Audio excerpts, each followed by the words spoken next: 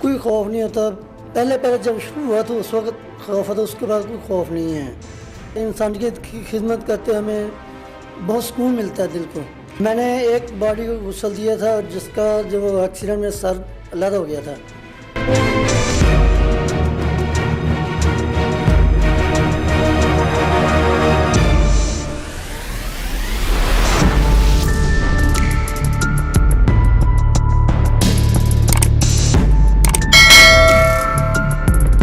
अस्सलाम वालेकुम, आप देख रहे हैं उस्ताद डिजिटल। मैं हूं ज़ुबैर अवान। नाज़रीन, ये अटल हकीकत है कि एक दिन हम सब ने मरना है, इस दुनिया से जाना है, फिर हमें भी गुस्ल दिया जाएगा, हमें दफना दिया जाएगा। इससे पहले कब्रिस्तान में रोनुमा होने वाले वाक़यात के हवाला से हमने काफ़ी सारी वीडियोज़ बनाई हैं। आज मैं ईदी सर्द खाना में इस वक्त खड़ा हूँ। यहाँ पर मेरे साथ वो बाबा जी हैं जो तकरीबन 7 साल से मैयत को जो गुस्ल है वो देने के फ़राइज़ सर अंजाम दे रहे हैं। इसी दौरान इन्होंने बहुत सारे वाक़यात देख रखे हैं। इन्होंने बहुत सारी डेड बॉडीज़ के हवाला से बहुत सारा नॉलेज है इनके पास।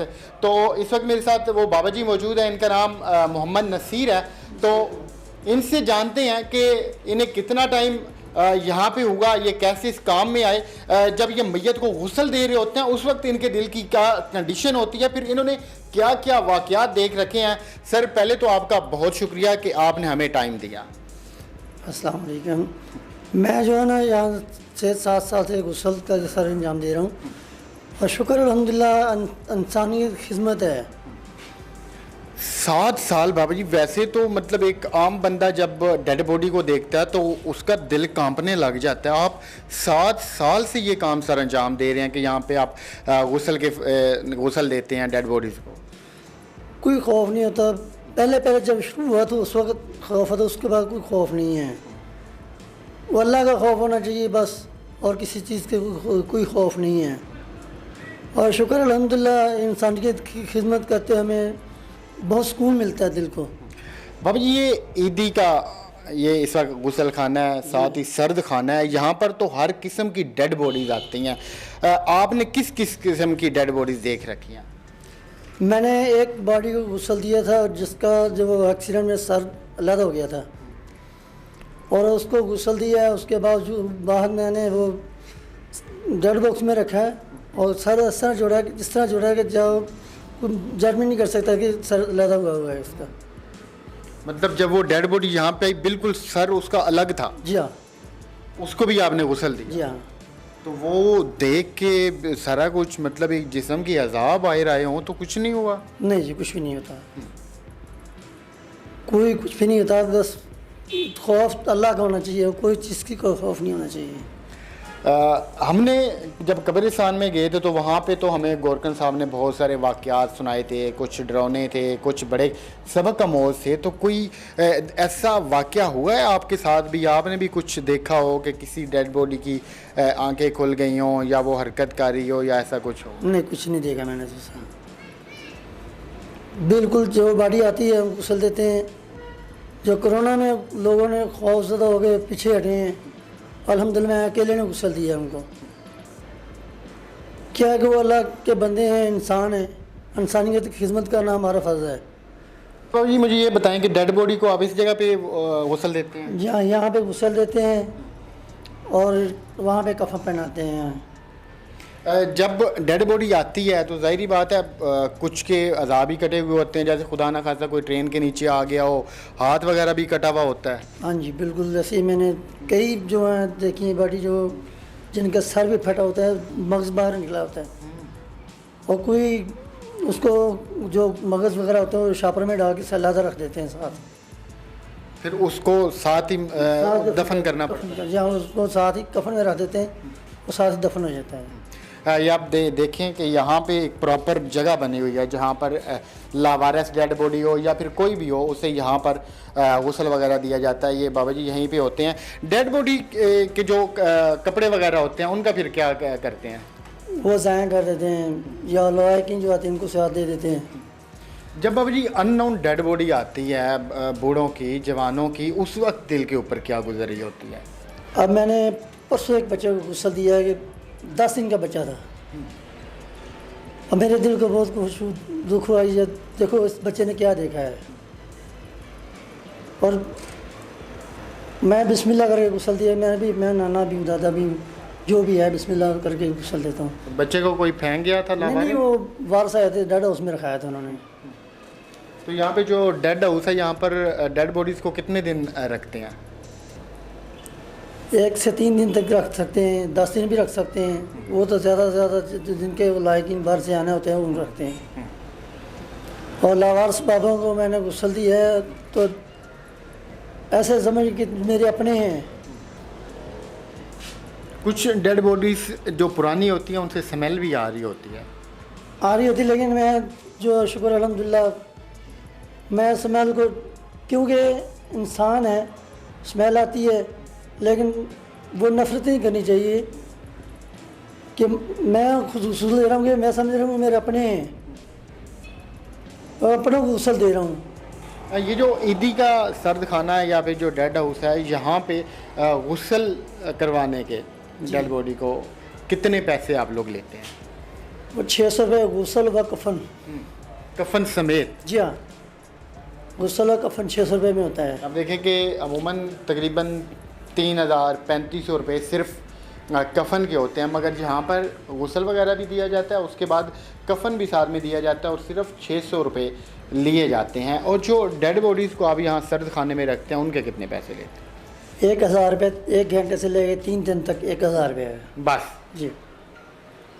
इतने कम पैसे आप लोग क्यों लेते हैं? ये ईदी साहब का एक मिशन, ईदी साहब के मिशन, हम ईदी साहब के जो है वर्कर हैं, उनके बच्चे हैं। ये ईदी साहब के मिशन को लेके आगे चल रहे हैं। जो उनका मिशन था, ये आप देखेंगे ये जो लावारिस डेड बॉडीज होती हैं उनको भी अपना समझ के उसी इज़्ज़त व एहतराम के साथ, उसी प्यार के साथ, उसी रिस्पेक्ट के साथ ये उसको दफन करते हैं।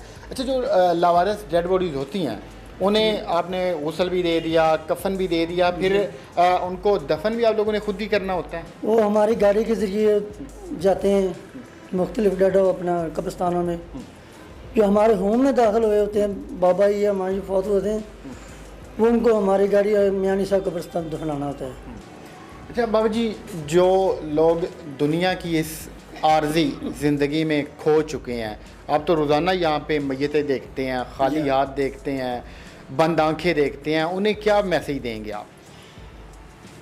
भाई मैं मैसेज ये दूँगा कि अपने माँ बाप को मत रुलाएं और माँ बाप के साथ अच्छा सलूक करें, क्योंकि माँ बाप बहुत कीमती चीज़ है। माँ बाप जो हैं, बाबा जी, जब इंसान फौत होता है हमने ये देखा है कि बहुत सारे लोगों के चेहरे के ऊपर नूर होता है, ऐसे लगता है कि वो सोए हुए हैं। अभी मैंने पिछले महीने गुस्ल एक दिया था और डेड बॉडी आई थी इंग्लैंड से, और इंग्लैंड से आते हुए और मैंने गुस्ल दिया बिल्कुल जिससे ऐसे थे, बिल्कुल हाथ भी नरम और चेहरे माशाल्लाह चमक रहा था उसका। तो और कुछ लोग तो जब फौत होते हैं वो तो बड़े सख्त हो जाते होंगे, नूर भी नहीं होता होगा? कुछ लोगों को होता है, लेकिन अक्सर जो मैंने देखे हैं कि हाफ़िज़ कुरान होते हैं और कारी ज़रात होते हैं, उनको गुस्ल देते हैं। और एक बाबा के मैंने गुस्ल दिया था, मैं जानना चाह रहा हूँ, कुछ आप बताएं हमें ताकि हमारी शायद ज़िंदगी बदल जाए, हम भी चल पड़ें उस राह की तरफ जिसका हमें हुक्म दिया गया है। ये हुक्म है कि माँ बाप के साथ अच्छा सलूक करें।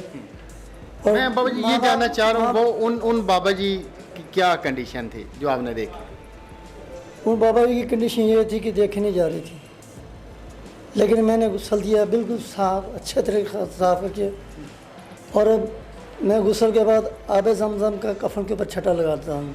नहीं, उनके लवाकिन ने कुछ तो बताया होगा कि मतलब इनका रहन सहन अच्छा था नहीं था, या क्या हिसाब किताब? लावारिस थे वो बाबा जी जो मैंने बता रहा हूँ ना, लावारिस थे। और मैं उनका बेटा समझ के, मैं मेरे बाप हैं, मेरे बुज़ुर्ग हैं, मैं अपने हाथ से गुस्ल दिया, बड़े प्यार से गुस्ल दिया उनको। और मेरे अपने वाले साहब मुझे याद आ जाते हैं, जब ऐसे देखता हूँ मेरे अपने माँ बाप याद आ जाते हैं मुझे। बहुत सारे जनाज़ों में हम भी शिरकत करते हैं। कुछ डेड बॉडीज़ को हमने तो बाकायदा उनके चेहरों के ऊपर मुस्कुराहट भी देखी है। आपने देखा है कि कोई डेड बॉडी ऐसे जिसके चेहरे के ऊपर स्माइल भी हो, आपको लग रहा हो कि यार ये बंदा तो सोया हुआ है, अभी उठ जाएगा, अभी जाग जाएगा? माशाल्लाह मैंने बहुत सी बॉडीज़ देखी हैं जिन मुस्कुराहट होती है और चेहरा नूरानी होता है।